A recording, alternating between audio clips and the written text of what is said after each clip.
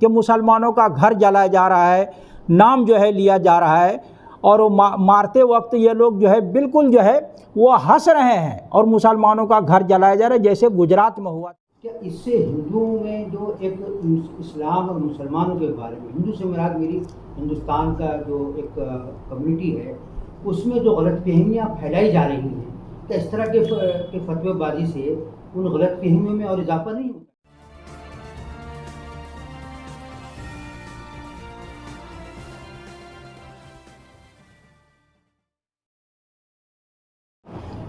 रोज़नामा खबरें के Facebook page और यूट्यूब चैनल पर आपका खैर मक़दम है। मैं हूं कासिम सैयद। नाज़रीन, आपके पसंदीदा प्रोग्राम हिंदुत्व, हिंदुज़्म और हिंदुस्तान लेकर आपके सामने एक बार फिर हाजिर हूँ। इस बार भी पहले की तरह एक बहुत अहम मौजू है, जिसके बारे में हमारे नाज़रीन ने कई बार लिखा और कहा कि मौलाना अब्दुल हमीद नुमानी साहब से इसके बारे में गुफ्तगू की जाए।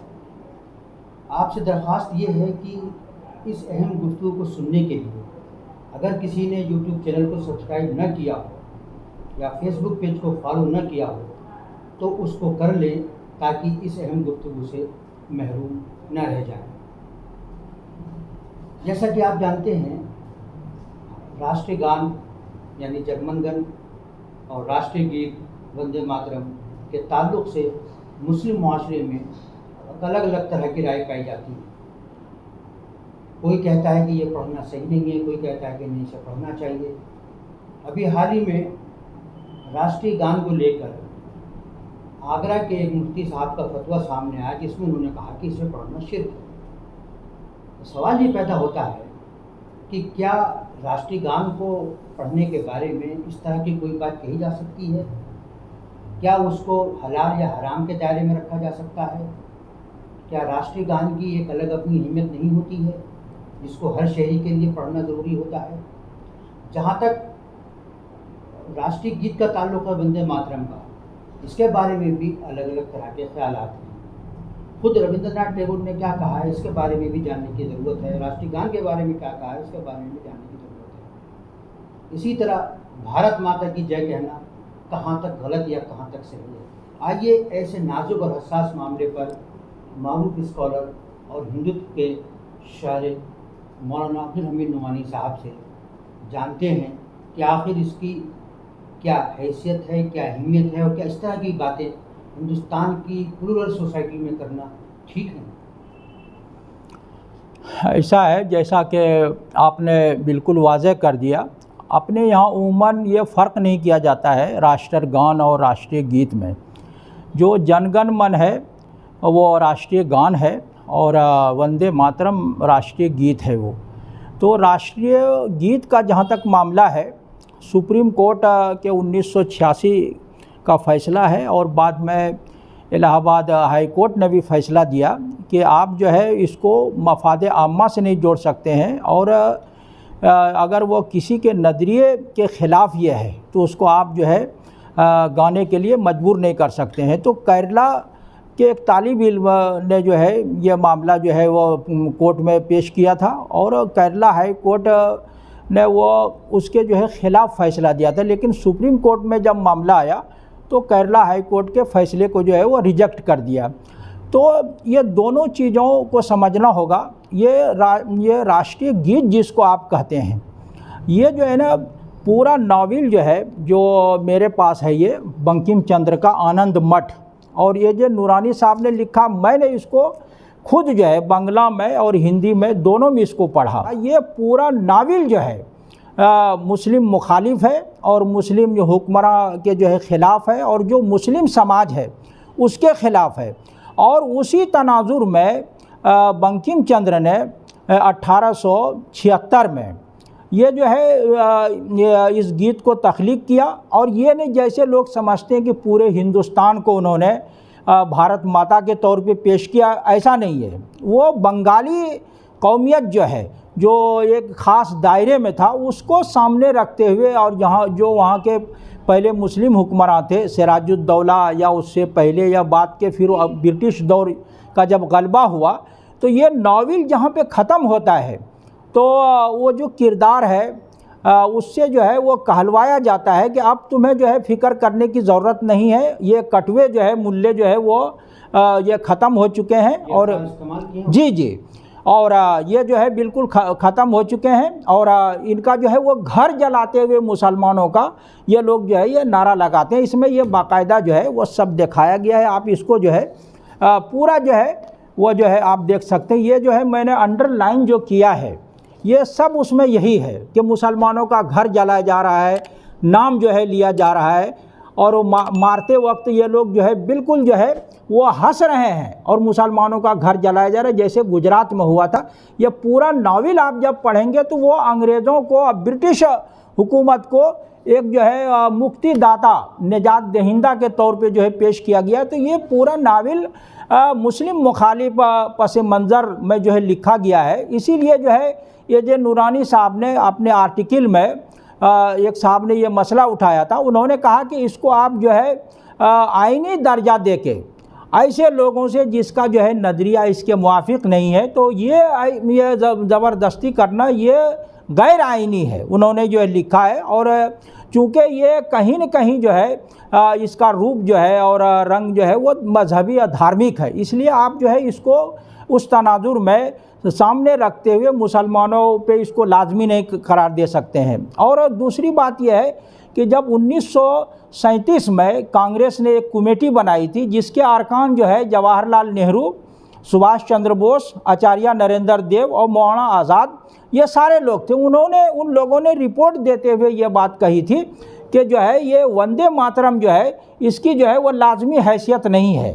उसके बाद जो है वो कांग्रेस के उसमें वो पढ़ा जाता रहा है, लेकिन यह है कि जो लोग इससे जो है अपने आप को अलग रखना चाहते थे वो जो है वो इसके लिए भी आज़ादी थी। बाद में जो है कई मुस्लिम लीडरों ने जो 1937 से पहले और जो है बाद तक जो है वो कहीं न कहीं लीग और कांग्रेस में जो है इत्तेहाद था बहुत सारे मामले को लेके, तो वो बहुत सारे लोगों ने जो है हसन इमाम वगैरह ने, महबूब साहब वगैरह ने इस पर एतराज़ भी किया था।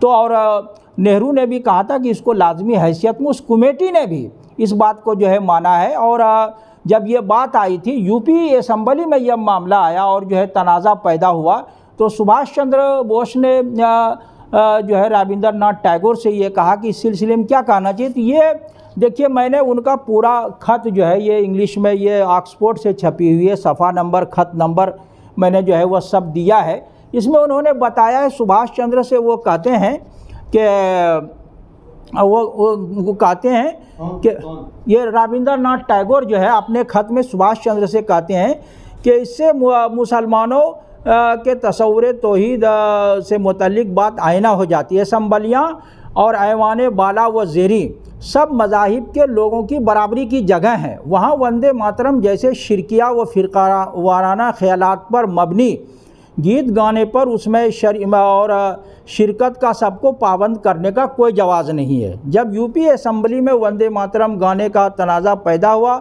और कुछ मुस्लिम मेंबरान ने बायकाट किया, तो टैगोर ने यह बात कही कि आनंद मठ एक अदबी तख्लीक है, इसलिए एक हद तक ये ठीक हो सकता है, लेकिन असम्बली में सभी मज़हब के लोग बराबरी की जगह है, इसलिए उसके अंदर गीत का गाना सही नहीं है। इस गीत का मरकज़ी ख्याल दुर्गा देवी की वंदना हमदो सना करना है, और ये इतना वाज़ेह है कि इस गीत में लिख दिया गया है कि इस पर किसी बहस की ज़रूरत नहीं है। और हम किसी मुसलमान से ये उम्मीद नहीं करते हैं कि अपनी हुब्बुल वतनी के लिए ये गीत गाए। मुसलमान अगर ये न गाए तो हिंदुओं को नाराज़ नहीं होना चाहिए। ये उन्होंने सुभाष चंद्र बोस को ख़त में रविंद्रनाथ जो है ठाकुर ने ये बात कही है। तो ये वंदे मातरम का मामला जो है बिल्कुल क्लियर है, वह शिरकिया भी है और मुस्लिम मुखालिफ और जो ये नफ़रत और दुश्मनी की बुनियाद का जो एक पस मंज़र है उसमें ये कहा गया है। तो ये जो है जिस तरह ये लोग इसको वतन दोस्ती से और मुल्क की वफ़ादारी से, और कुछ मुसलमान भी इसमें आगे बढ़ के ये कह देते हैं, उससे जोड़ के देखते हैं, ये बिल्कुल गलत है। इलाहाबाद हाई कोर्ट ने कह दिया कि इसका मफाद आम्मा से कोई ताल्लुक़ नहीं है, और इस हवाले से आप जो है किसी को मोरद इल्ज़ाम जो है वो नहीं ठहरा सकते हैं। जमीयतुल उलमा ने तो अपने जो मुफ्ती किफ़ायतुल्लाह साहब ने तो उसके बारे में ये कहा था कि वंदे मातरम में कोई ऐसी चीज़ नहीं है, जब उनसे सवाल किया गया था। तो देखिए वो असल बात यह है कि उस वक्त कुछ लोगों ने वो ऊपर की चीज़ को लेके तमाम बंदों को निकाल के सिर्फ 2 बंद पेश कर दिया गया। लेकिन यह है कि जिसकी खिदमत में, जिसके हुजूर में वो पेश किया गया है, उससे उस पस मंज़र से आप अलग करके नहीं दिखा सकते हैं। और वंदना के माने जो है सिर्फ जो है वो तारीफ़ या जो है वो सलाम नहीं है, बल्कि वंदना के लिए ज़रूरी है कि उसमें जो है जज्बे इबादत, बंदगी और पूजा भाव भी होना चाहिए। कोई वंदना जो है बगैर जो है वो पूजा भाव के जो नहीं हो सकती। वंदना के जो है 16-17 माने आते हैं संस्कृत में, और सब में जो है ये जो है पूजा भाव का जो है होना जो है ज़रूरी है। तो वो जिस तरह उनको बताया गया, आपको भी हमें भी बताया जाएगा। इसका मतलब ये है कि सलाम है तो हम तो जय हिंद बोल सकते हैं, मादरे वतन जिंदाबाद बोलते हैं, और माँ तुझे सलाम भी कह देंगे। तो वतन को जो है मादर के तौर पे देखना और मोहब्बत के तौर पे ये एक अलग चीज़ है। लेकिन ये कि उसको देवी के रूप में, दुर्गा जैसे जो है रविंद्रनाथ ठाकुर ने कहा है, उस तरह देख के वहाँ चूँकि एक जो है माबूद और जो है वो पूज्य के तौर पे जो है वो पेश किया गया है, तो हमारी जो है वतन से जो है जो मोहब्बत है, वो वतन से मोहब्बत एहतराम बिल्कुल अलग चीज़ है। हम लोग अपने माँ बाप का, बड़ों का एहतराम करते हैं लेकिन पूछते नहीं है। लेकिन चूँकि अक्सरियती समाज में मोहब्बत और एहतराम, आदर जो है, और आराध्य में जो है वो आराधना में कोई फ़र्क नहीं है। हमारे यहाँ फ़र्क है वो, उनके यहाँ चूँकि शिर्क तौहीद जो है वो दोनों चीज़ें साथ साथ चलती, हमारे यहाँ दोनों चीज़ नहीं चल सकती। हमारे यहाँ एहतराम, मोहब्बत, अदब अलग चीज़ है, पूजा जो अलग है। पूजा जो है सिर्फ जो है खुदा की हो सकती है। तो हमारे यहाँ इसीलिए जो है जो पैगंबर की तारीफ़ करते हैं उसको नात बोलते हैं, और खुदा की जब तारीफ़ करते हैं उसको हमद बोलते हैं। तो हमद जो है वो गैरुल्लाह के लिए जो है वो नहीं हो सकती है, जिसको संस्कृत में हमद जो है उसको स्तुति बोला जाता है, तो वो जो है गैरुल्लाह के लिए नहीं हो सकती है। तो ये बात तो हुई आपकी राष्ट्रीय गीत के बारे में। जी जी, ये राष्ट्रीय गीत जो है उसके ताल्लुक से ये एक मजहबी और सियासी पस मंज़र है जी। लेकिन राष्ट्रीय गान के बारे में जो बाज़ हल्के, शिद्दत पसंद हल्के में उनको कहना चाहूँगा, जिस तरह की फतवे देते हैं, शरई हुक्म लगाते हैं कि ये जनगण मन पढ़ना ये शिर्क की अमल है, ये नहीं करना चाहिए। मतलब हिंदुस्तान का वो राष्ट्रीय गान है और हर मुल्क का अपना राष्ट्रीय गान होता है और हर शहरी उसको गाता है। असल वो बात यह है कि लोग जो है पूरे पस मंज़र के साथ जो है बातों को नहीं समझते हैं। ये राष्ट्रीय गान जो है जन गण मन जो है ये रविंद्रनाथ टैगोर ने लिखा है, और रविंद्रनाथ टैगोर गैरुल्लाह परस्ती और मूर्ति पूजा दोनों के ख़िलाफ़ थे। इसलिए बहुत से जो है हिंदुत्ववादी उनके ख़िलाफ़ रहे हैं, उन्होंने बायकॉट करने की भी कोशिश की है।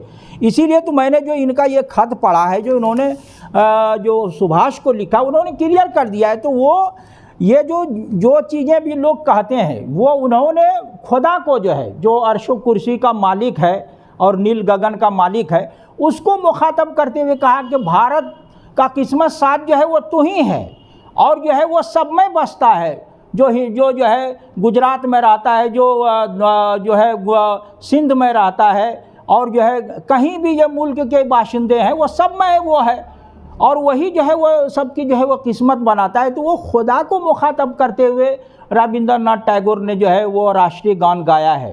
तो वो जो है जब वो मूर्ति पूजा के ख़िलाफ़, गैरुल्लाह परस्ती के ख़िलाफ़ थे, तो वो माने आप जो है वो नहीं ले सकते हैं।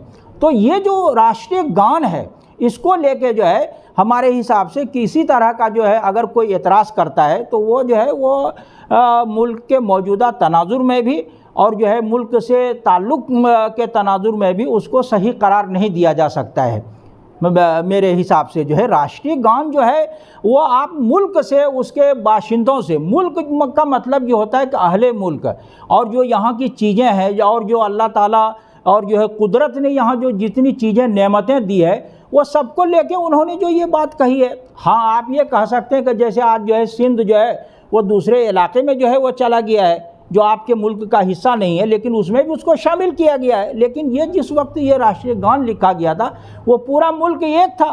तो रविंद्रनाथ टैगोर ने जो ये बात कही और जो इल्ज़ामात लगाए जाते हैं, उन्होंने खुद अपने ख़त में इसकी जो है तरदीद की है कि मैंने जो है ये जो है खुदा की तरफ जो ये कहा कि और मैं ये तो हमारी तौहीन है कि आप जो है इसको गैरुल्लाह से या किसी और जो है हुकूमत या शख्सियत से जोड़ के पेश करते हैं। मैं ये कहना चाहता हूँ कि क्या इस तरह के फतवे देना क्या इससे हिंदुओं में जो एक इस्लाम और मुसलमानों के बारे में, हिंदू से मुराद मेरी हिंदुस्तान का जो एक कम्युनिटी है, उसमें जो गलतफहमियाँ फैलाई जा रही हैं, क्या इस तरह के फतवेबाजी से उन गलतफहमियों में और इजाफा नहीं होता? क्या दूरियां और पैदा नहीं होती? हाँ, वो बुनियाद बनाते हैं इसको वो बुनियाद बनाते हैं। तो इसीलिए मैं कह रहा हूँ कि फतवा जो है वो मुखातब सामने देख के देना चाहिए। इसीलिए जो है वो फ़ौरन ये नहीं देना चाहिए। हज़रत थानवी ने इसकी जो है बड़ी ताकीद की है कि जो है पहले देखना चाहिए कि मकसद क्या है, माहौल क्या है, और जो है ये